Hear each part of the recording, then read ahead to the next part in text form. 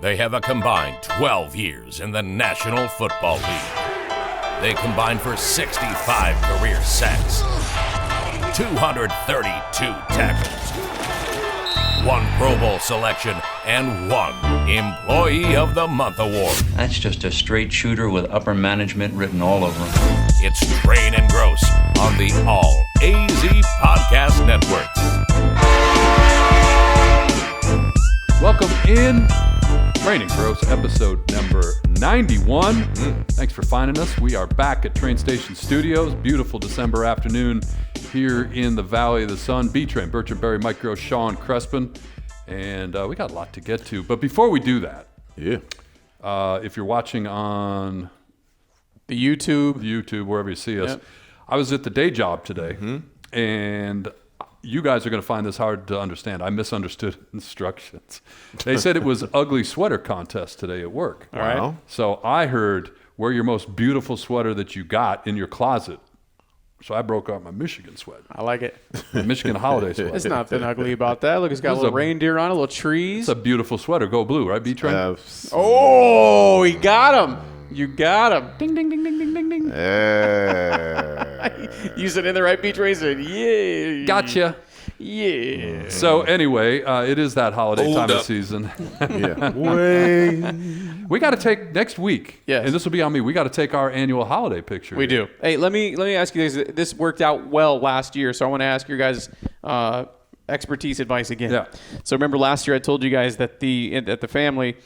Now, once we all grew up, we started doing the white elephant deal, Yes, right, for absolutely. Christmas. Last year, I brought this up. This week on this podcast, Mike Grose gave me an amazing recommendation. Okay. And said, get a whole mess of Oreo cookies and then buy this Oreo cookie dunker kit with a milk holder and a cookie holder that goes on the cup and like tongs.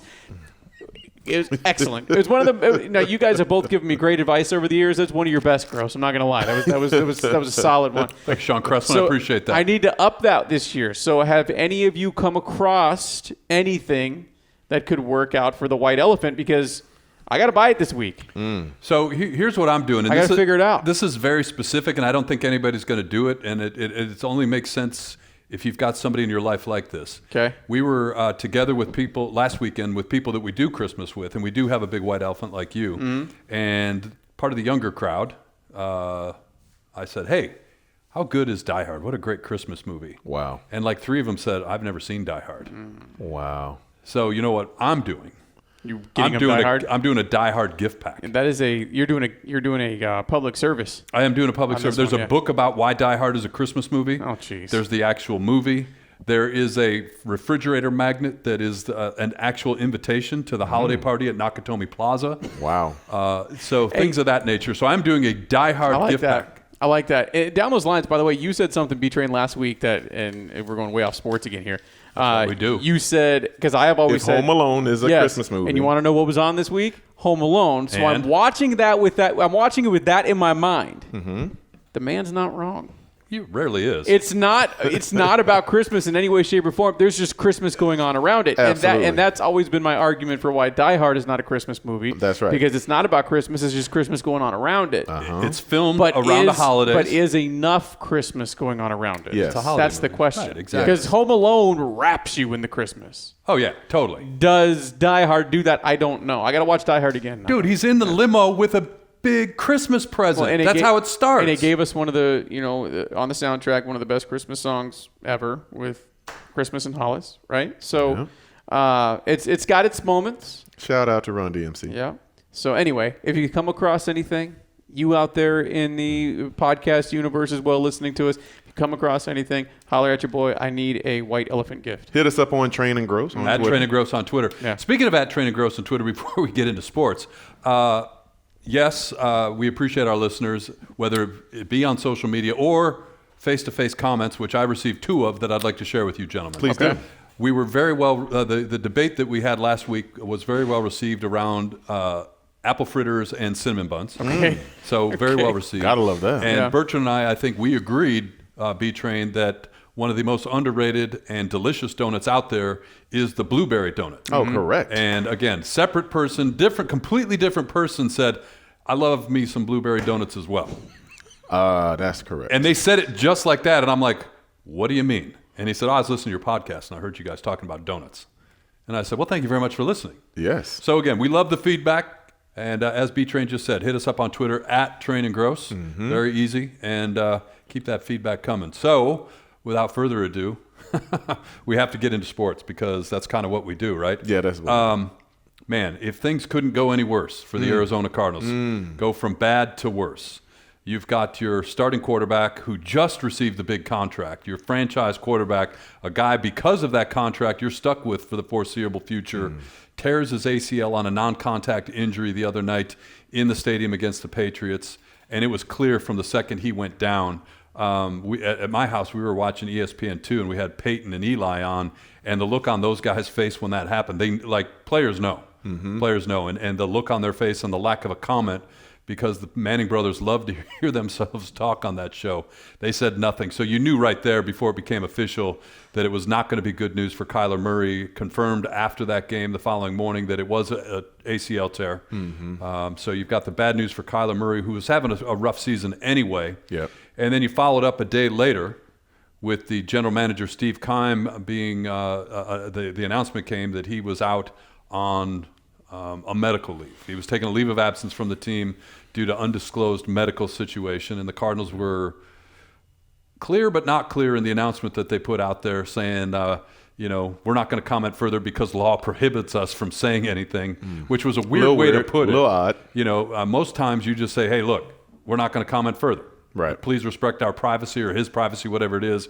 But it was just weirdly written, in my opinion. Didn't need to be put in there because I think people. It allows people. They weren't. Yeah. Because I don't think people were going to ask those questions anyway. Right. But when you put that in there, now people have questions. Well, why did you put that in there? So now I have even more questions than I had before. Very oddly written. Yeah. And then the one person that's still working out of the trio of Kyler, Keim, and Cliff is Cliff. And he should have been fired at halftime the other night for not going for the field goal and turning the ball over on downs with the Patriots, and who ended up scoring to close out the first half, and then they got the ball to start the second half. So just a bad, horrible, terrible week for the Arizona Cardinals. The one thing that game showed me, Mike, and I know a lot of people argue with me, which I don't understand why, but the thing that keeps coming up when you start looking at games is that coaching matters. When you start talking about the NFL, more than any other sport, I believe, coaching matters. And when you start talking about strategy and how you're going to attack certain teams and when you attack certain teams, all those things come into play. And people need to really put some respect on Bill Belichick's name. I know it's been a rough season. It hasn't gone according to script, and he's getting a lot of flack because of the Joe Judge and who is the offensive coordinator and both of these guys. One's a special team guy, one's a defensive guy. But the one thing the man knows, he knows football. He knows the history of the football game. He knows how to get teams ready for a season. He knows how to get them through a season. Yep. And when you talk about going up against somebody that you're very familiar with, who once was a backup quarterback for you, he tends to do very well in those situations, Mike. Let me ask you a question, B-Train. A couple weeks ago, after Ohio State lost to Michigan, there was a commentary in the Columbus newspaper about Ryan Day. And it's words to the effect of, Jim Harbaugh was playing chess and Ryan Day was playing checkers in the second half of that game. You took issue with that. I didn't buy that.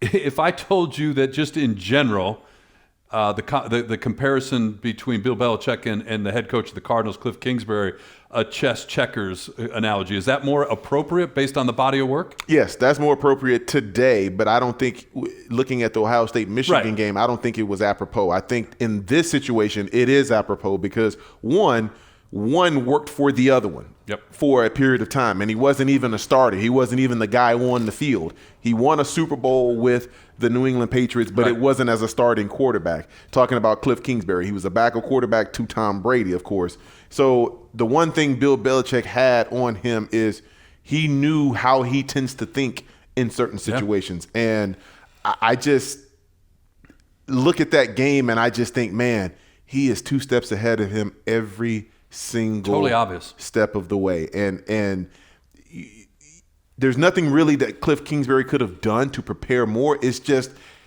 one has a great feel for how to get through 60 minutes, and the other guy still, I believe, still trying to figure it out. Even when the Cardinals were leading in that game, it never felt like they were in control or you were feeling good if you were a Cardinals fan as you watched that. And I want to go back, though, to that play or that series of play right before halftime as a former player. Like, I'm sitting here as a fan in my living room, and I'm like, that's dumb. You should have kicked a field goal. But what's the effect on the team when – and again, you tell me if my assessment on that play call was right. Like, you should have taken the 3 points when you had the opportunity. Agree or disagree with me on that. But what's the effect on a team when literally it felt like you get the oxygen sucked out of the one sideline in their home building where they've struggled when you let a guy like Bill Belichick back into it the way they did with that series of plays at the end of the first half? Mike, at this stage of the season – you're fighting for every single yard. So when you have an opportunity to get points on the board, you always take the points. You've got to get points because the one thing you can't do as a defensive player, it's very hard to manufacture points. Yeah. And any amount of points in the game is going to matter. So I think for the defense, they were probably giving him the side eye going into the locker room like, man, we needed 3 more points because we feel like this is going to be a close game. They knew how the Patriots were going to try to attack them. There was going to always be a wrinkle or two because that's what Bill Belichick does. But I think they had a good feel for how the game was going to go. And when you play a Bill Belichick coach team, points are going to be of the essence. Field goals are going to be of the essence because he puts more stress on special teams than any other coach probably in the history of the game. So to not get points in that situation, you're disappointed you didn't get 7, but you have to take 3 in that.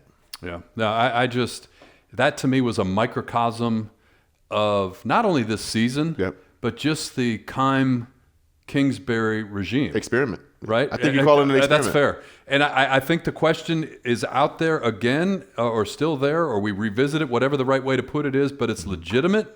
And we talked about it on last week's podcast, is what do you do at the end of the season if you're Michael Bidwell? You gave these 2 guys extensions. All 3.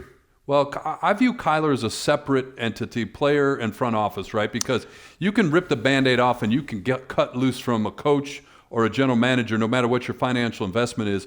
If you cut a player, in this case Kyler, or try to trade a player, Kyler or whatever, there's financial impact that affects your ability to field a team. So you're kind of stuck, and I hate that term, but I'll use it with Kyler, where you're not. You can show Kingsbury and Keim the door, write them a check, and then you start over from scratch, and you don't impact your ability to make financial decisions with your product on the field. Fundamentally, I agree with you, Mike, in every word that you said. But in this situation, this felt like a 3-person deal. Agreed. I feel like they extended them all at the same time because they felt like they were going to be the 3 that were going to lead this organization in the direction that it wanted to go. So you're not wrong in what you said, but I felt like with this particular situation with Kyler, Cliff, and Steve, he really ultimately felt like this was going to be the formula and the combination that was going to equal success for a long time. I just think, there are so many questions now. We mentioned at the top of the podcast, Steve Keim out on a medical leave, taking a leave of absence from his duties, undisclosed length. And, obviously, as a person, you wish for the best for Steve Keim, whatever he's going through, whatever he's dealing with. But you can't separate that from what the results have been lately, I believe. Yeah. And like I said, Michael Bidwell, and he was very, very out. He's not one of those guys, and we've talked about this in the past. He's not in front of the camera a lot like some of the owners. I mean, you know who the owner is, and he made the what you call it, Hard Knocks presence where he was flying the plane or whatever. Right. But he's not a guy that's out there. He's not a Jerry Jones personality. Nope. But he was very vocal in the public media here where he was talking about why he gave these guys the extensions that he did. Yep. And to walk back from that and make a decision, I think that'll be a hard thing for him to do. But I think they've got to do some long, hard thinking there because it's hurting the product. Yes. You've been in the building a couple times this year. They can't win at home. People that have season tickets, they don't even care now. People that have season tickets, like, I give them to the Patriot fans. 1-12 in the last 13 home games. Wow. Your fan base that you worked so hard to cultivate in your playing days when you were here, when you moved from Sun Devil Stadium to this new stadium, there was some goodwill. There was some energy, momentum behind this team that never experienced, never here, never in St. Louis. And you had that, and it's gone. It's like sand, you know. Gone. It's gone. Yeah, Mike. The thing that this whole situation brings to mind, I think about this season, and I know this is a little off subject to some degree, but can we just put a little respect on Bruce Arians' name? Yeah.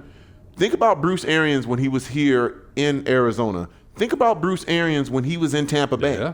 Both of these organizations seem to be going in the opposite direction when Bruce Arians was in charge of pretty much everything. I'm not saying that BA was the greatest coach ever, but it just seemed as if he was dismissed or people were dismissive of him. Not wrong. When you talk about Bruce Arians and his tenure here with Arizona, you talk about his tenure with the Tampa Bay Buccaneers. Yeah.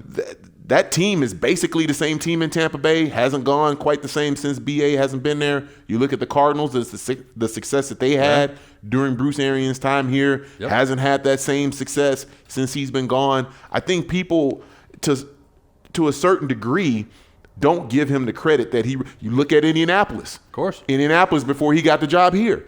Indianapolis hasn't really enjoyed that type of success since Bruce Arians was there. It'd be interesting if I was an NFL owner, if I had to make a coaching decision, and I'm not talking about an individual person, right? I'm not saying I would hire this guy, give me Sean Payton, whatever. But it's more of a type of coach, right? You think about the guy here, Cliff Kingsbury. You think about Brandon Staley. I think Brandon Staley is worse than Cliff Kingsbury, or as bad as Cliff Kingsbury with better talent right now, or a healthier team anyway. That's dangerous. But, some of the decisions, he cost his team a playoff berth. With the on-field decision. So, Absolutely. That type of coach, new age coach, players coach, that sort of thing. Bruce Arians, he's infamous. The comment about Humphreys about his knee deep, knee deep. That kind of stuff. Yes. You think about a guy like Mike Tomlin, who is straight business. He hasn't experienced a losing season yet. And might not this year. It started off rough, but he might not this year. That either. Personality, the way he is not a player's coach. He doesn't mix his words. He's a Steelers coach. Yeah. Right? Well, he's a man's man. I think that's the thing that you take away from both of those. So if I'm an owner and I need to make a coaching change, you need a man's man. You need a leader of men. Yeah, you don't need a buddy. You don't need a guy that's going to slap everybody in the back. You need a guy that is going to instill a program, a regime. Give Coach Campbell in Detroit some credit. We were laughing at him a little bit in the press conference, going to bite him in the knee. And then, I asked the question and you told me to step back a little bit about Hard Knocks, the early season edition.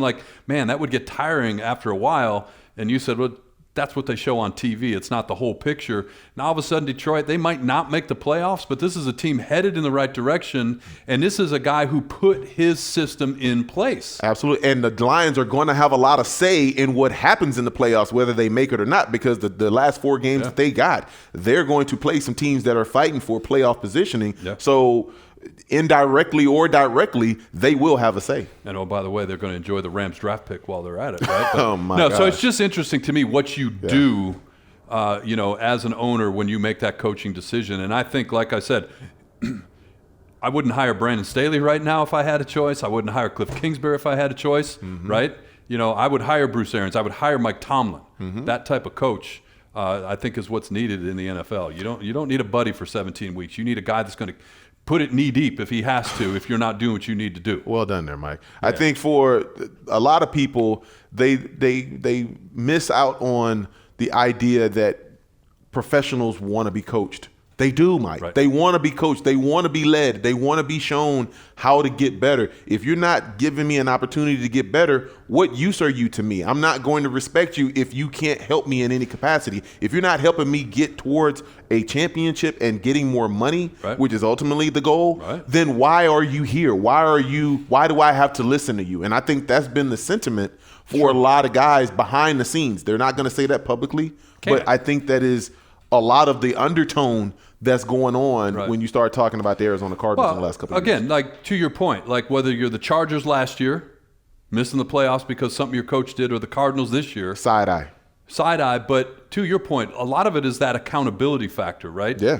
When you look at a 53-man roster, right? You're like, I'm doing my job. Is the guy next to me doing his job, and on the other side of me doing his job? That's correct. And a Bruce Arians will put you on public blast and say, regardless of who you are. Yes. You ain't doing your job. Yes. Mike Tomlin will put you on blast if you're not doing your job. And the people around, to some degree, appreciate that, or they don't want to be that guy. They don't want to be the guy that Bruce Arians talks about in a press conference after they lose. Absolutely. And then there are some guys that are, maybe the face of the franchise that get a little sensitive when the coach calls you out because you think you've earned a certain amount of respect, but BA wasn't having any of that. And I just think his presence has been missed when you start talking about the last 3 organizations that he's been involved with. I think you're right. 100% right. All right, we'll step aside here. On the other side, we'll get into some college football. Big loss in the world of college football this week. We'll talk about that coming up on Train and Grose. Train and Grose. Welcome back in, Train and Grose. Big loss in the world of college football this week. In kind of shocking fashion.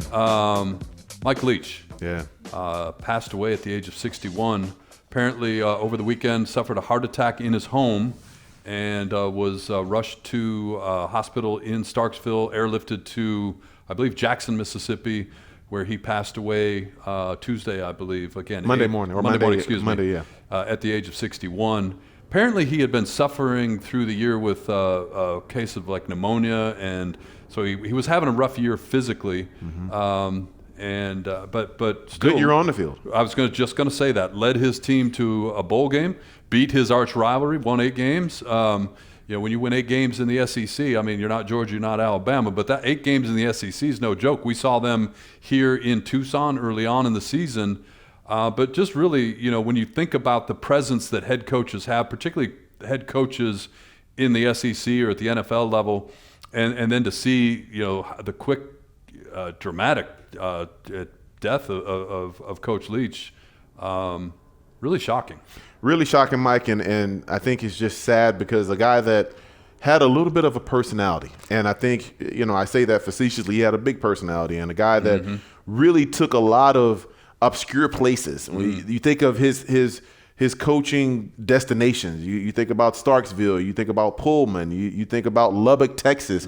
These are places that are kind of hard to get to, but he put a big light on these programs because of his personality and his approach and his air raid, a guy that was one of the first to introduce air raid to college and looking at his coaching tree, Mike, he really influenced a lot of people. As we talked last segment about Cliff Kingsbury, he's one of those disciples, of one Mike Leach. So I think for him, as you dig deeper into his career, at face value, you may think, okay, he's kind of the funny guy that says the quirky things. But when you really start to look at his resume, it's really quite extensive and very impressive, Mike. Everywhere he's gone, he's had some success, and he's had some players that have had some impact within that program and then beyond that program. So I think for people who didn't really know the name Mike Leach, once they do their research and look him up, they'll find out that he really was one of the major figures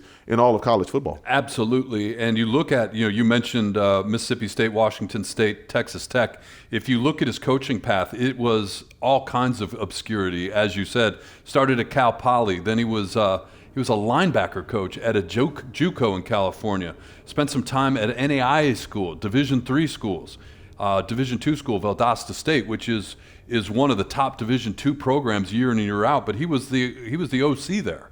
His first head coaching job was after he was the OC at Oklahoma. Texas Tech took a flyer on him as the head coach, and we know how that worked out. And there was something on ESPN that they replayed, was one of the great stories to ever come, and you lived in Texas, the Red River rivalry, the shootout, whatever you want to call it, the Oklahoma-Texas game. When he was the OC at Oklahoma, they were worried about Texas back in the day. Amazing how things have changed. A whole playbook. I know where you're going with this. You saw that? Yes. Where he enlisted the help of a player. They created a fake playbook. Not a play. What is it called? Scripted play. The first 2 plays of the game. Yep.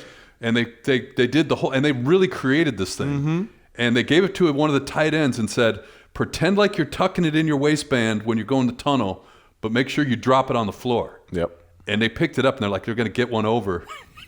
Meanwhile, like with 28 one to of the nothing. great stories. And the nice thing about it is Mike Leach talked about it. Like most of these coaches will be like, I don't know what you're talking about. Yeah, he loved it. Mike Leach is like, hey, we had to get an advantage somehow because they were much better than us. Absolutely. And if you're gonna cheat, we knew they would cheat or something like that. It was one of the great stories. And Mike Leach, just Google it. Mike Leach stories out there now are just remarkable. Mike, I think just his introduction to getting into coaching. Mike wasn't a player, but talked to Lavelle Edwards over at BYU, had a law degree, and would just go and just kind of developed an interest in the sport. I believe he was a rugby player. Played rugby at BYU. At BYU, and then he just became fascinated with the game and would ask a lot of questions, and then said, "Oh, I think I want to go into this."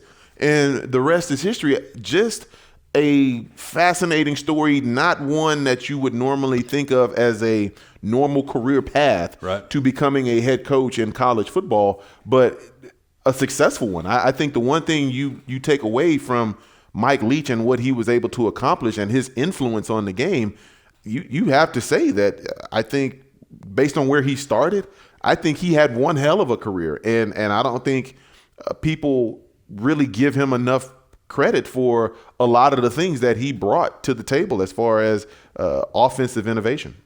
Yeah, and I think you see, unfortunately, with the passing of a guy, just how truly admired he was. Yes. I mean, that happens naturally, but you can kind of gauge how these things go. And even when places that you worked previously are going to recognize you, Texas Tech, for example, putting the Jolly Roger on their helmet during their bowl game.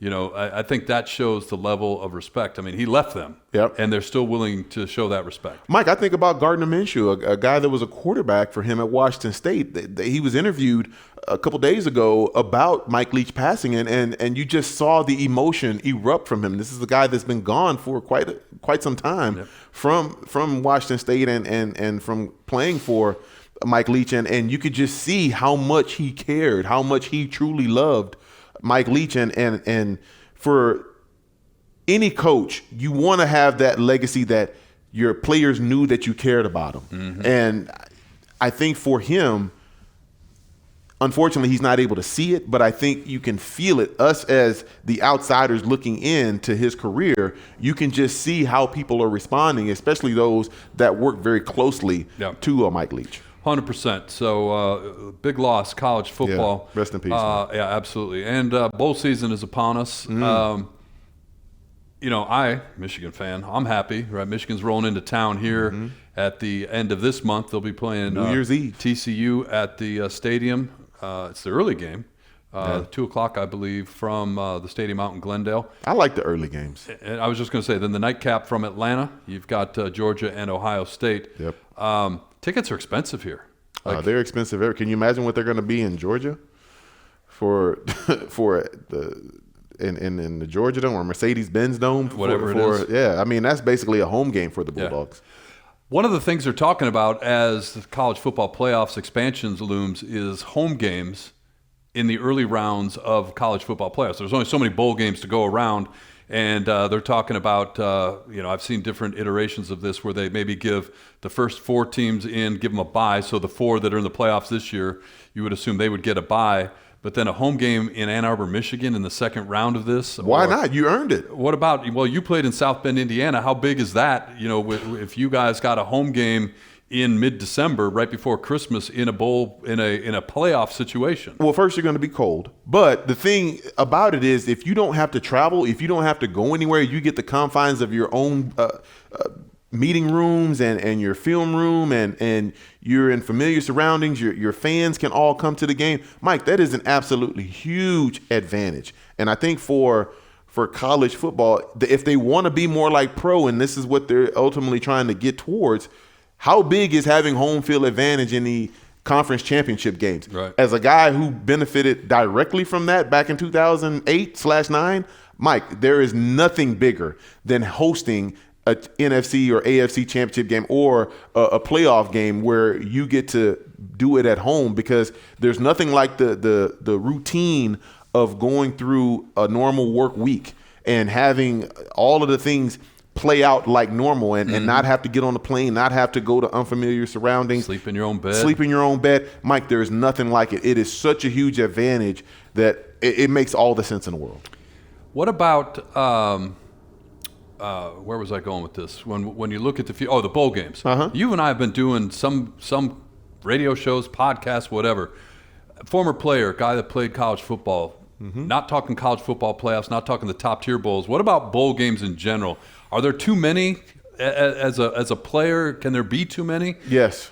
There are too many. And there's too many because there are a lot of games that a lot of them aren't even really on TV. Like they are, but they're at obscure times because now you're competing with college basketball. You're competing with the NBA. You're competing with the professional games that come on Sundays. And depending on what day of the week that these bowl games fall on, there's just too many other things. And again, when you start talking about the minimum to get in is basically 6 wins to get in. That's correct. So if you are a 6-6 team, do you really want extra practice? I know the coaches do because it gives them an opportunity to look forward and build towards the next year. But as a senior, if you're a senior and you're 6-6, what is the motivation to go out there and play an extra game? You're not playing for a championship. You're only playing for an opportunity to go out there and injure yourself. And for guys that are projected as high picks, there's no incentive for them to go out there. There's one of the previous podcasts talked about Jake Butt, a guy that really cost his whole career for giving it up one more time for good old you. And I think that's the cautionary tale for every college player that has any aspirations of going in the NFL draft, particularly in the first or second round. And you're starting to see that happen a little bit where guys are saying, look, respectfully, I'll decline to participate in the bowl game with my team. Christian McCaffrey is one of the first guys to do that. And I respect that. I 100% respect that if you don't want to do it. The flip side of it for me, though, and I get what you're saying and respect your opinion as a former player, I look at it like this. Like, if you're a city and you want to have a bowl game, whatever, fill in the blank bowl, and you have $2 million to split between these two teams. Correct. And two teams say, hey, we'll come.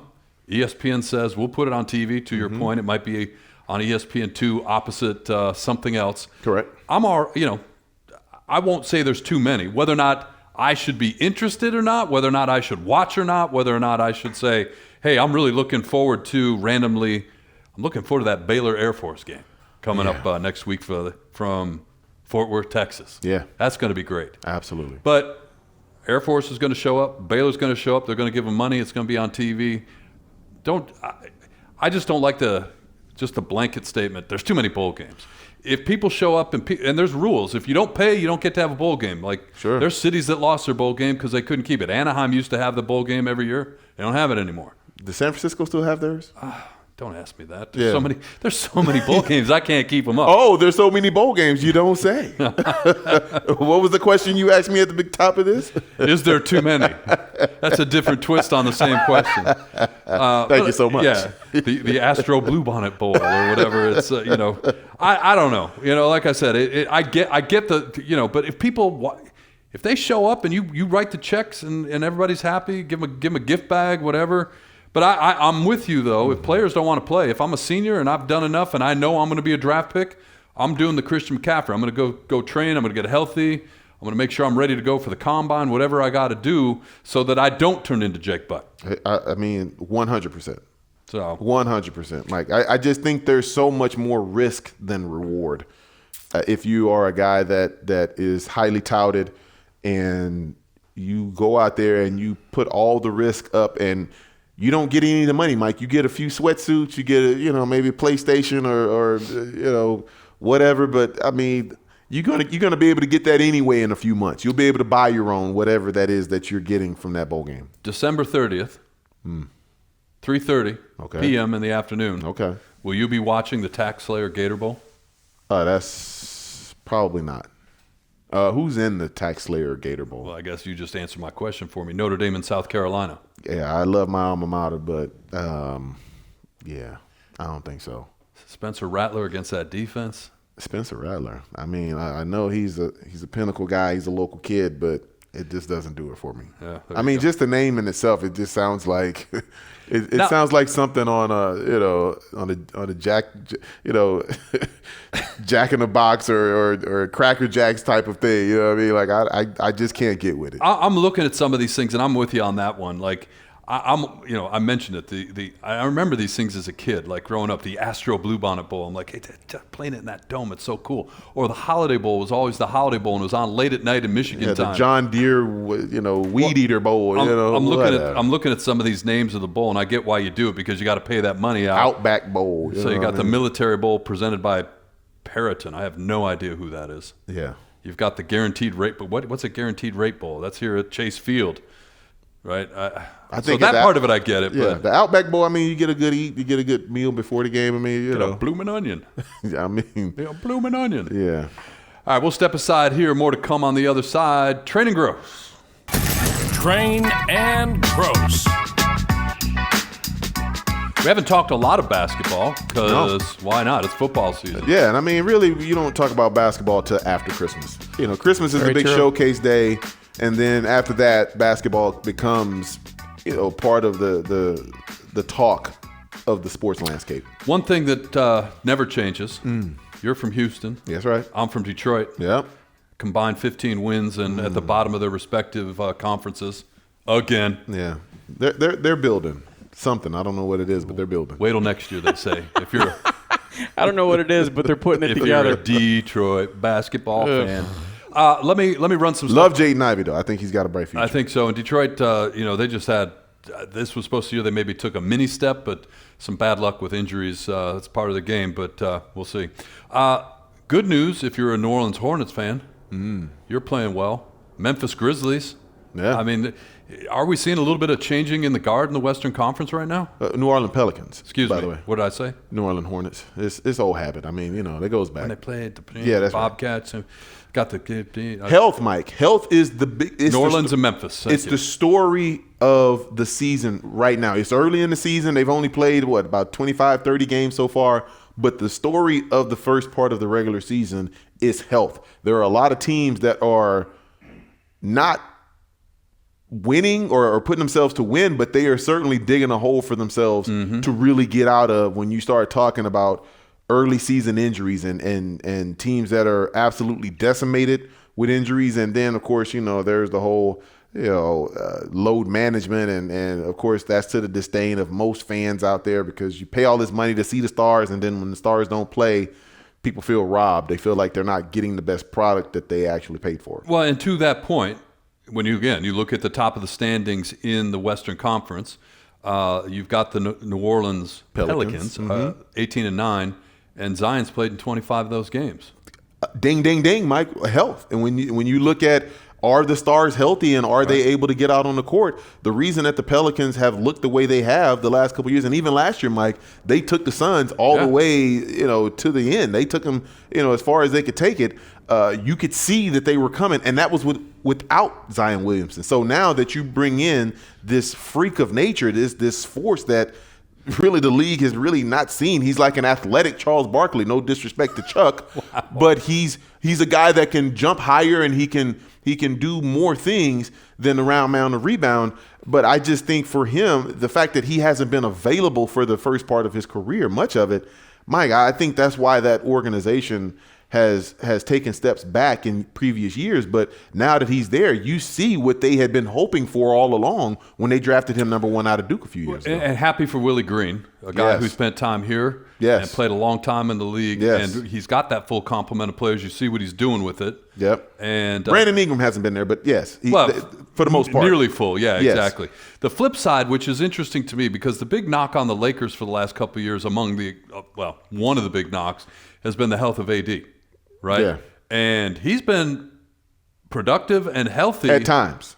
During the first part of the season, when you look at what he's done this year yes. relative to previous years, I think he's probably played in almost as many games this year as he did all of last year, but it hasn't helped the Lakers. No, it hasn't. Mike, they don't have shooters. The thing that the Lakers need, and people forget about the fundamentals of basketball, especially in the NBA. I know people get so caught up in highlights and dunks and all this other kind of stuff, but it still comes back to can you defend and can you put the ball in the hole? And the thing that they don't have, even with LeBron doing what he does, even with Russell Westbrook embracing his new role off the bench, which has been a revelation for the Lakers, Mike, they don't have anybody to pass the ball to. Nobody can shoot the basketball. And that's something that until they address this roster, because the roster is just not a great one, they're going to find themselves continuing to be around the 10, 11, 12 seed, which is really irrelevant in the NBA. Coaching change in Boston, it doesn't matter.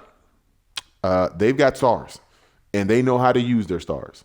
And Jason Tatum and Jaylen Brown are two of the bigger stars in all of the NBA. And Mike, I believe they're going on a scorched earth tour. I think they're still smarting about, with all due respect, to Marcus Smart, they're still smarting about the idea of the way they lost that finals to the Golden State Warriors. And I think they are looking to prove that, hey, that was no fluke, and we're not the team that showed up in those last couple games, that we're going to be a force to be contended with, and we're going to have a say in the Eastern Conference as far as who is going to come out of there and get back to the finals. What about the Nets? This is a team that gets a lot of attention for a lot of reasons, not all of it good.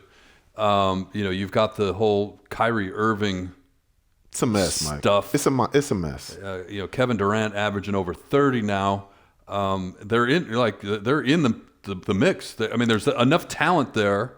If the playoffs started today, I understand it doesn't. Yeah. This is a team that would play home games in the playoffs because they're top 4 in the East right now. But it feels like smoke and mirrors, like they're somehow holding it together, or they're somehow taking advantage of dysfunction elsewhere. Duct tape and prayer. It really does. And if you're Kevin Durant, I think you look at this time that you've been in Brooklyn, and I think it's been a waste. I think it's been a waste of his brilliance, because he's been the mainstay. If there was any guy that you could look at that organization and say, this guy shows up each and every time and he brings his lunch pail to work, he does his job, and he does it to the best of his abilities, it's been Kevin Durant. And for him to have chosen this path to go with a Kyrie Irving, and with all of the drama and the circus that has been surrounded by Kyrie Irving, they blew out a coach in Steve Nash that was well respected. You look at Joe Tsai, the owner, and it just seems as if they just can't get out of their own way. They take a step forward, and then there's 2 steps back at some point. I don't see them being a major player in the Eastern Conference. Speaking of Kevin Durant, got to give him a shout out. Story came out this week where his family foundation, the Kevin Durant Foundation, donated $500,000 to Bowie State University in Maryland, right? And you talk about, people like to take pot shots at people on top, and it's nice to see that. Like, in Bowie State, off the beaten path in Maryland, and the family foundation that Kevin Durant and his family started, making a huge investment into that school, which I think is pretty cool. I think it's always dope, Mike, because those are the stories that you don't necessarily hear about. And a lot of these athletes, I'm not going to sit here and try to defend them all, because some of them do really dumb things from time to time. But for the most part, Mike, their hearts are in the right place. You think of Kevin Durant, and that's not something that comes to mind readily. It's a guy that's a little bit of aloof. He's a little temperamental at times. He's a little cold towards the media, and so the media takes great pride in portraying him and picturing him in a way that is not always favorable. Yeah. And I think with his teammates, his decision to leave Golden State to come to Brooklyn, to go to Brooklyn instead of New York, to go with Kyrie instead of somebody else, there's always been these question marks about Kevin Durant and what he's done. But when you hear stories like this, that's the kind of story that you want to hear first 100%. And foremost about these superstars. Way to go, Bowie Bulldogs. All right, as we wrap up basketball talk, gotta land it locally. And I think it's going to be that kind of year here. Rough landing. Like injuries. Another, knock on wood, it's not been serious stuff, right? It's been hamstrings. It's been a bruised heel. It's been, in the case of DeAndre Ayton, a rolled ankle where he stepped on a foot. Literally, he was going to make a play and rolled up on the ankle. Cam Johnson's out, and it just a culmination of things. And you look at the standings. If you just look at it as a snapshot, you're like, well, what's the problem? They're 4th in the West, but they're treading water. I think they've lost 5 in a row now. And they got the Clippers getting ready tonight after we get done recording this. And you just wonder where this team is at right now relative to the rest of the year. Mike, attitude is a reflection of leadership. I'm a big believer of that. And ever since everything came out with Robert Sarver, it just feels like a cloud has been over this organization. And unfortunately, it's made its way to the court. And a lot of the players, and it's not, as you said, it's not anything major, but it's little things here, an injury here, a hamstring here, getting into an altercation with the New Orleans Pelicans over a dunk at the end of the game, and then you lose two of them 2 days later. It's little stuff that it's not a one big thing, but it's little things that add up to a big thing. And I think for this organization, until everything is resolved around Sarver, I just think you're going to see little things here and there where it's not necessarily a big hole in the ship, but there's just a bunch of holes that you have to keep trying to patch. And after a while, you just get worn down, and it's like enough is enough. And I think the leadership is good. Monty Williams is good. Chris Paul is good. Devin Booker is good. But everything around these gentlemen just seems to be falling apart, and it's I don't want to say karma. It maybe it's just juju, bad juju around the Phoenix Suns right now until Sarver is finally gone and completely sold all of his stake in the Phoenix Suns. And there was word out this weekend, and it's reputable, it's out of the Wall Street Journal, that a pair of venture capitalists have submitted a bid to purchase the Phoenix Suns. Mm-hmm. Apparently, the price tag is about $3 billion. With a B. It's nice to be Sarver, be a jackass, and fall ass backwards into a huge profit. It's kind of the lay of the land. Right. A couple of venture capitalists. So to your point, we'll see if that cloud can be removed. And I don't know, again, lawyers and bankers and everything that have to have that happen. It's not going to happen overnight, but it'd be nice to get some resolution. So to your point, the team has a little clarity and a little bit of a path forward. Sounds good. I mean, I root for this team. I'm a Rocket guy to my core. I'm born and raised in Houston, so I will always have an undying, loyalty to my Rockets. Right. But I've been here, Mike, long enough to root for the Phoenix Suns, and it just seems as if they just can't get out of their own way. Well, no, and I think that's entirely fair. And, we talk about that all the time. When you do radio shows or you're in the media or you do podcast or just you're a fan in town. Yeah. Like, you'd much rather have a good team. Mm-hmm. So even if you root against them, like when your team comes to town, when the Rockets are good and they came and played the Suns, I mean, that's cool, right? Yeah. I mean, it's must see. You got to be there. Must see, yeah. Absolutely. If you like the Diamondbacks, cool. If you hate the Diamondbacks and you're a Dodgers fan, you'd rather beat up on a good team and have meaningful baseball games, meaningful hockey games. That's right. We talked about the Cardinals earlier. I think Sean said 1-12 in their last 13 in the stadium in Glendale. Mm-hmm. Nobody likes that. That's crazy.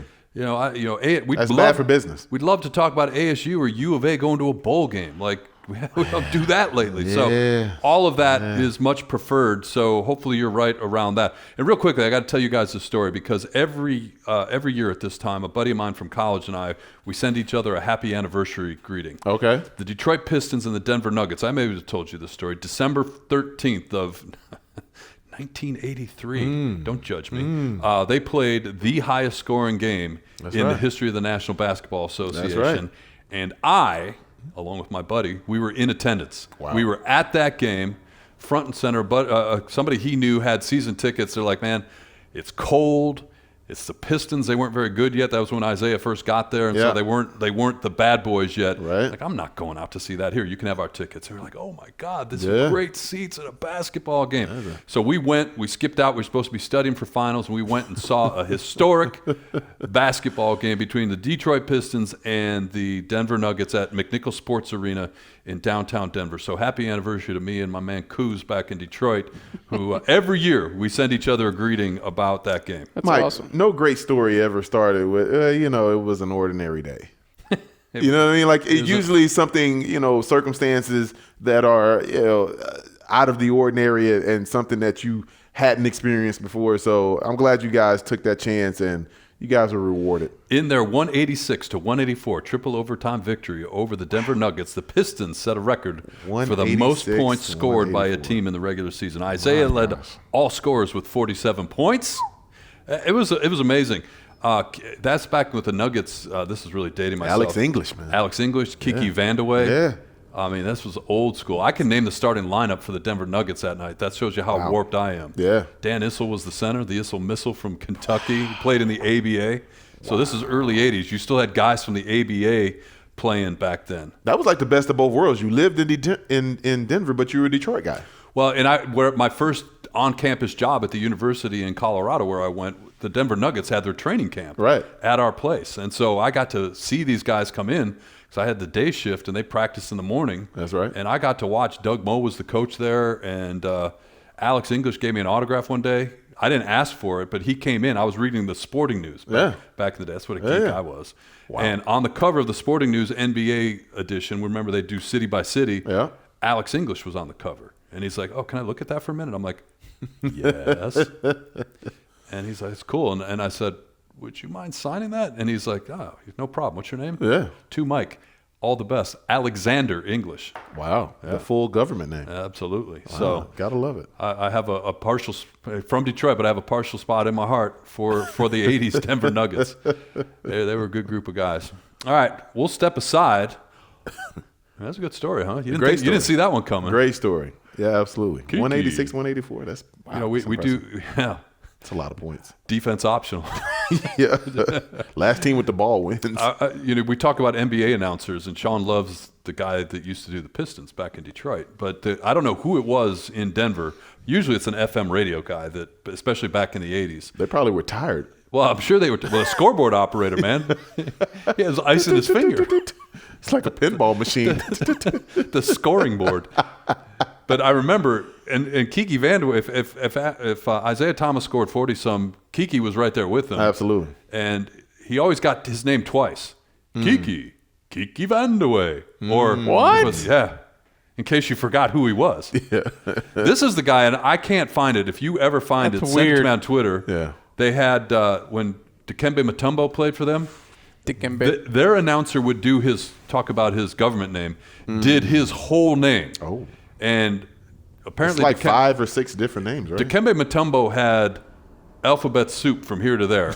And home games, they would do his entire name when he would come up from Georgetown, starting at center, Dikembe Mutombo. Wow. And I forget what it was. And if we could find that somewhere on the World Wide Web, I would love to have it. You could have gone Elaine Bennis there. Yada, yada, yada. Mutombo. Thank you. Yes. And this is random too, but when I think about people with famous shortened names, think about Sade. Have you ever heard her name? Mm-mm. Oh, she's got a doozy. It's like 4 or 5 different names, but it's French. And Sade is one of my favorite artists of all time. So my knowledge of her goes well beyond probably what it should, but I'll just say when you start talking about famous people with extra long names, hers falls right into that category. That's cool though. Yeah. But Sade is SADE, right? Yes, but that's short for a lot. No, I understand that, but I'm the guy who's like, how do you say that? Like, I never Sade. got that. Sade? Sade. Real quick, the other thing, since we're way off target now, going back to the Nuggets and that team, Dan Issel played at Kentucky. Yep. And apparently he was into horse racing. Okay. And I can't remember the guy's name. I think it was Pat Day, but don't hold me to that. I was at the Colorado Sports Hall of Fame induction. Good friend of mine, Lonnie Porter, the head basketball coach at Regis University in Denver, was being inducted. Amy Van Dyken was in that class. And love Amy. Love Amy. Amy Van Dyken Ruin now. Amy Van Dyken Ruin. And she was so nice. Yes. And I told her, my daughter's a swimmer. Can I have a picture with you? Yeah. And she said, if you want to send it to me, I'll sign it, because this was before cell phone cameras. Correct. And I will send it to your daughter. Correct. And my daughter loved, because Amy Van Dyken she had an edge to her when she swam. No doubt. When they splashed water, she spit in her opponent's lane. Absolutely. They did the water thing. But Dan Issel was inducting a jockey into the Colorado Sports Hall of Fame. Wow. So you got Dan Issel, who's 6'9", inducting this jockey, standing on stage together, and he was cracking wise during his nomination speech. It was so cool. Yeah. And I don't know why that came into my mind. Loved Amy Van Dyken. I mean, her and me and her husband were teammates. Tom Ruin in Denver. Yeah. No, absolutely. Good man. Yeah. Good couple. Good people. Good people indeed. All right, we will step aside here on the other side Feverishly putting the finishing touches on the Pump the Brakes segment is the Cracker Research staff out back. I appreciate them working so close to the holidays. And then, of course, dad jokes. Coming up on Train and Grose.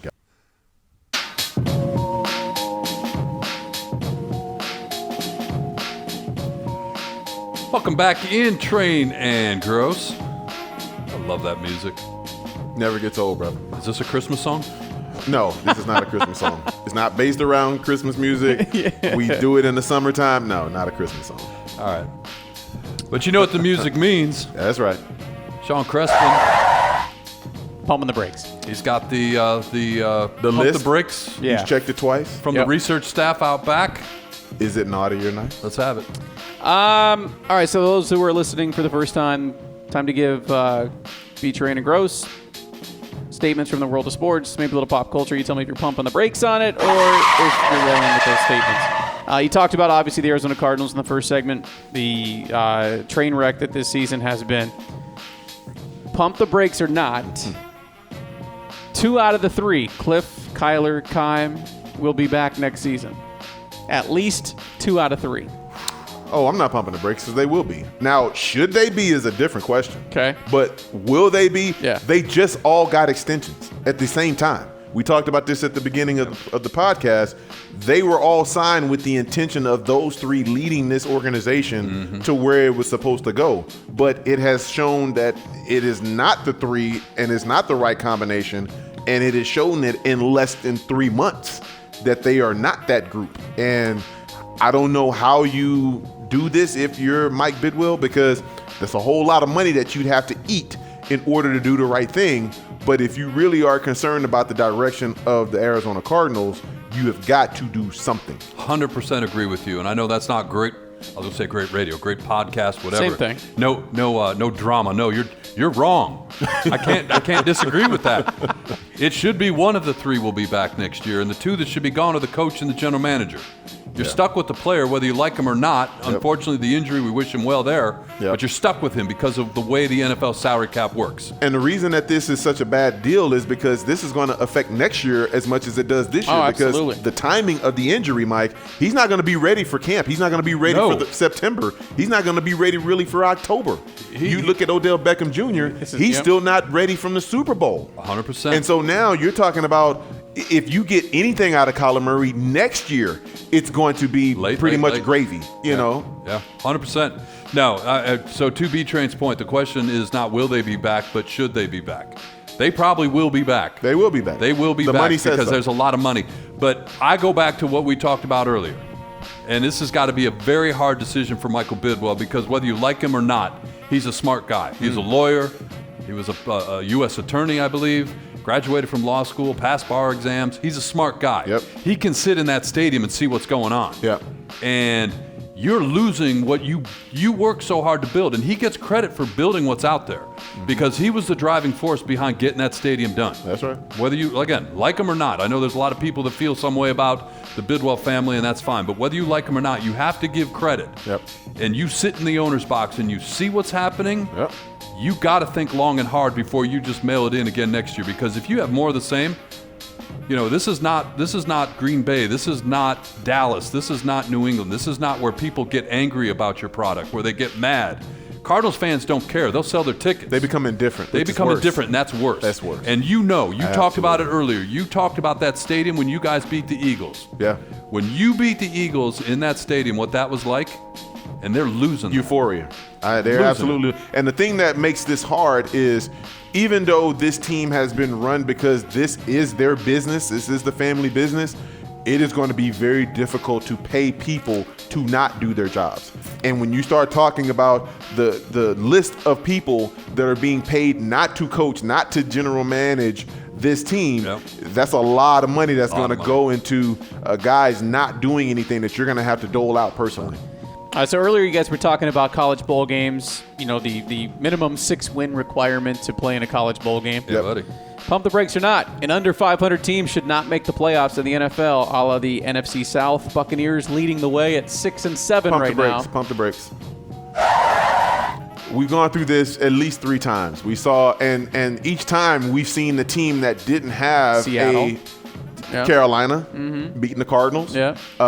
There was another instance that it's slipping my mind, but those two are the two biggest examples of if you win your division, regardless of how bad it is, you deserve a home game. That's just the way that it is. You're going to have these outlier seasons where there's going to be a division that absolutely stinks up the joint, but there's also going to be those divisions that come out of nowhere. Hello, NFC East, where people had no expectations and they exceed all of the expectations. So football is such a great game because it's so unpredictable. You don't know what's going to happen from year to year and week to week. So the fact that the way that the system's set up, I think is perfect. I would have loved to have seen it stay at 16 games. I understand that we're at 17. I agree. But the fact that the division winners deserve to get that home game, I don't want anybody messing with that anytime soon. The important number for I'm right there with him. The important number for the Buccaneers and the Panthers isn't the record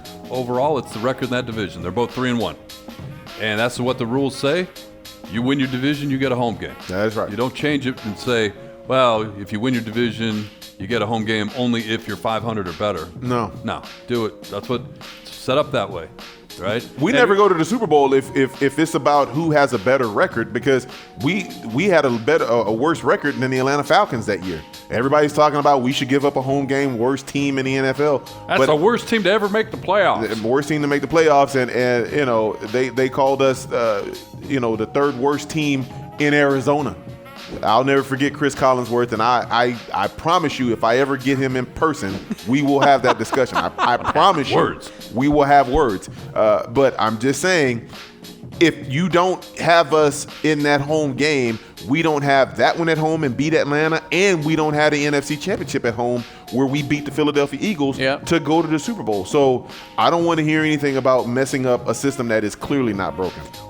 Phoenix Suns, you just talked about him in the previous sec. Did I cut you off? I'm sorry. No, I was giving him hey. Like kudos, like well done. Yeah, absolutely. Suns, you talked about him in the previous segment. They've dropped 5 in a row as of the recording of this episode. Chris Paul yet to look like himself. The team that bounced you from the playoffs last year just embarrassed you in the last game against Dallas. Pump the brakes or not, the window for a title is officially closed for this group of Phoenix Suns. It's not closed, but it's creaking towards the close. So we're half pumping. I'd say, just slightly touching the brake. Okay. We're going to touch the brake. We're not going to pump it. We're just going to touch it. All right. Tap the brake. Okay. Tap the brake. All right, I feel it. Because I look at this team and I don't know, other than the year that they played against the Milwaukee Bucks, they were not a favorite to be a championship team. They've been good, they've exceeded expectations, and they've played good basketball at times, but there was never a time when you felt like, wow, this Phoenix Suns team, man, they're just doing the damn thing. Like, they look like a runaway train. Like, nobody can get in front of them and nobody can slow them down. Even in the last 2 years, there was never that point. They did what they needed to do to get to the finals, but again, you never saw them as that team that was the unstoppable force in the NBA. Yeah, I'm going to go there. I think it's closed. I do. There's a lot of things looming out there. What are they going to do post January 15th with DeAndre Ayton, right? How does he feel? How do they feel? Why did you bring him back anyway? Right?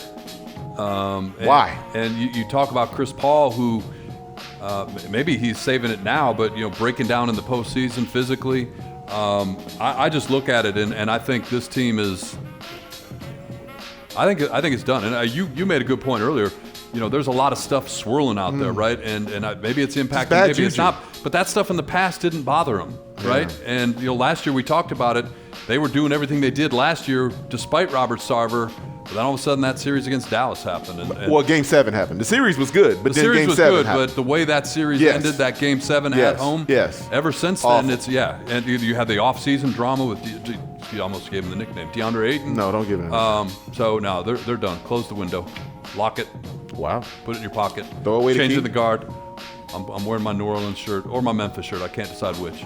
I got a two-parter for you. Okay. So you're going to tell me if you're pumping the brakes on both of them. Okay. According to a poll, you guys know I love my polls. 45% of us think it is rude to leave a New Year's Eve party before midnight. Pump the brakes or not on that? Is it rude? No, pump the brakes. It's not rude. Not rude to leave early. You have the right to go wherever you want to bring in the new year. Okay. If you go to a party, you have a party ideally before New Year's. What do you care who's around? Like, it's your New Year's. I mean, everybody has a right to bring in a new year the way that they want to bring it in. You know how I usually bring in a new year? How's that? Phoenix time? I'm dead sleep. Me too. Because I do New York's countdown, and after their countdown, I'm gone. Yeah. Look, I'm an older man now. I'm proud to say that because it is what it is. My chin matches my pullover right now, my hoodie, but that's okay. I don't like being up that late at night. I really don't. I'm not going out anywhere. I'm not going to a party because there's too many crazies out there. Too many crazies. There's not enough reward for the risk to go out on New Year's. Juice isn't worth the squeeze. And it's going to be New Year's at 8 o'clock, 9 o'clock in the morning when I wake up. Still will be. It still be January 1st. And there'll be football starting shortly. And there'll be football. That. So I can get a good breakfast. I can get my energy up because I'm going to be locked in to watch a whole lot of good football. Watch the Tax Slayer Bowl. Grose? Is it rude? No. If you go to said party, is it rude? It's not rude. No. All right, so pumping the brakes. And I'm with B. If B Train's old, what the hell am I? Stop it. So You have the right to go to wherever party and leave whatever time you want. I'm hanging on just to get to New York some years. Correct. Second part of that. All right. You go to said party. You stay till midnight. 52% of us say it is rude if you stay beyond 1 o'clock. Get your ass out by 1. I know you got a lot of household rules. Is it rude if you go to the party? Is it rude to stay beyond 1 o'clock? Hey, okay, first of all, ball drop, get out. First of all, I'm not having a party at my house right. at midnight. You're not going to be at my house at midnight anyway. If your last name ain't Barry, I'm sorry, get the hell out. But if you're going to go there, then I think you got to ride it out. That's one of those special situations. Like it's an asterisk with New Year's because midnight for that group and those people that celebrate that, they can go to about 1, 2, 3 But is in the the morning. cutoff 1 o'clock? That's what this is saying. 52% of people say it's rude if you stay beyond 1 o'clock. If you got to get the hell out by 1. If you make that commitment to go to that party, you got to ride it out. To B-Train's point, you got to ride it out. You got to read the room. Like if everybody else is gone and you're still hanging out, you got to go. Yeah, you got to go. And I agree. If you're the one willing to host the party, correct. People are going to linger beyond 1 o'clock, and you're just going to deal with it. Yeah. Right. But if it's one guy, you know what the question becomes? Man, what you about to do? Right. That's exactly right. Because you ain't got to go home, but you got to get up out of here. And you're that's that song, Closing Time. Yeah. Semisonic. And if anybody asks you that question, it feels like it's time to go. Yeah, you're right. It's the universal question. About that. What you about to do? I'm gonna go ahead and where you headed? That's so funny. That's 100% right. All right. I got to fill in the blanks one. If you want to do it, I can put you on the spot. Let's do it. All right. So apparently some dude here in Arizona, as a matter of fact, got pulled over in the HOV lane. My man was rocking the Grinch, an inflatable Grinch next to him, trying to pass it off as his passenger in the HOV lane. Double his ticket. Yeah, this is double his ticket. Double the ticket. So my fill in the blank question. The Grinch? The Grinch. Yeah, I was trying to pull up the picture again for you. It's kind of comical. It's there. It's real. My question to you though, it's not a pump the brakes, it's to fill in the blanks. If you could take a road trip with a fictional Christmas character, who are you riding with? A fictional Christmas character? Any movies, characters, anybody. Who is it? Okay, the only one is Santa because ain't no animals getting in my car. Sorry. Ain't no reindeer. The movie characters? No. I know he's probably going to take a guy from Die Hard or something. Who are you rolling with? Cousin Eddie. Cousin Eddie. He'd get old real quick, though. Shitter's full. Shitter's full. Am I allowed to say that on a podcast? You are. Yeah. Yes, you are. Clark Griswold.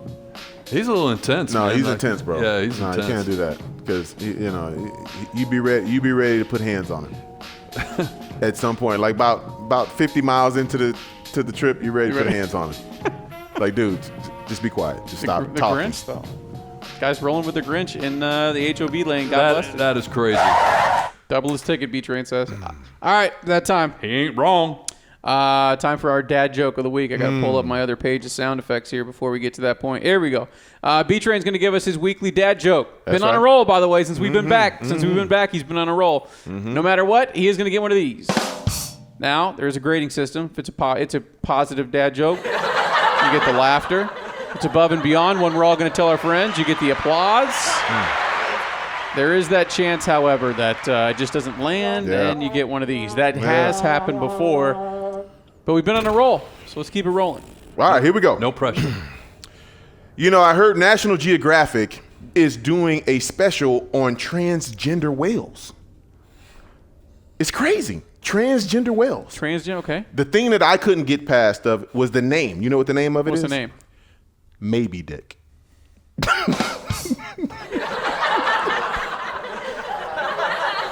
So that's up my alley. That's hilarious. Are we going to get canceled on that one? That's my only question. We going to get canceled on that one? I don't feel so bad about shit I pulled now. How long you been working on that one? Yeah. Because the delivery, you didn't even put the glasses on. What the hell the glasses? He wasn't reading anything. Glasses. He did this one on his own. Well, the glasses were for effect always. I'm sorry, I forgot. I was locked in for this, and I was ready. You were ready to I was locked and loaded. I was ready before we got here today with this one because I heard that one a couple of nights ago, and big shout out to my man Tom. I almost I mean, peed my pants. would do this. It is one I will be telling my friends, so I gotta go by the rules. That would be the rules. Yeah. You can no, now a lot of times the wife will Because some of them I say, hey, she'll read not it even over the gonna go intercom there. at school. Not even going there. Not even going there. All right. Can't do. Hey, real quickly, we should have done this earlier That's before we get out of there. Potentially the best one we've ever had. And I don't even know how we build on this. Congratulations to you and your son. Oh, yeah. State champion. Speaking of applause. Yeah. So proud of him. He's come a long way in 4 months. Made the transition to defensive end my position, and really proud of him and his teammates. They persevered, had a rough start to the season, but they were able to pull it together in enough time and made a tremendous playoff run. And couldn't be prouder of Coach Farrell and the Highland Hawks, 2-time state champions. Back. Third time they've been to the finals. Lost the first one to Chaparral, got that revenge last year, and beat a very game pinnacle team this year. You guys were there. The one thing I want to do is I want to shout you guys out because you guys have been there the last 2 games, at Sun Devil Stadium, and I really appreciate your support. It meant a lot to have you guys there and to share that moment with me and my family. And thank you guys. I'm happy to do it. It was a lot of fun. Is your hand stopped hurting? My hand hasn't stopped hurting. Went for high fives from B-Train. Yeah, I was a little excited, I know. The other thing I was saying on my way out, because I had to rush out after the game was over, and gave your lovely wife a hug, and she's like, we'll be back here next year. Yeah. So becoming an that's the annual plan. thing. So the expectation is set. Apparently, it's an annual thing. I know where I'll be. But hopefully we're playing in the later game. There we go. And, if we can pull that off, then that would be a great crescendo to the end of a really good career for my son. But congrats to you, though, too. I mean, it was fun to watch you watch the game from the stands. It's tough. It's tough to watch because you have no control in the stands. Right. And as a coach, you're on the field and you're in sole control. You're telling these guys what to do and how to do it. And when you get to the stands, you have no control. And shout out to the Pinnacle Pioneers. They were a very game team, had a client on that roster as well. And so, Jack Franklin, man, shout out to you. You guys played well. And, it's fun to see your guys that you coach do their thing. If it wasn't against podcast rules, we could play like We Are the Champions on the way out. You want me to sing it? I do not. Let's not do it. That's going to do it for this week's edition then, since I can't sing. I was going to say something. I was going to say we already had a quality joke. We don't need a second one. Yeah. Wow. There we go. Wow. Don't forget, follow us on Twitter at Training Gross. Oh, man. We'll see you next time for episode 92. We'll holla.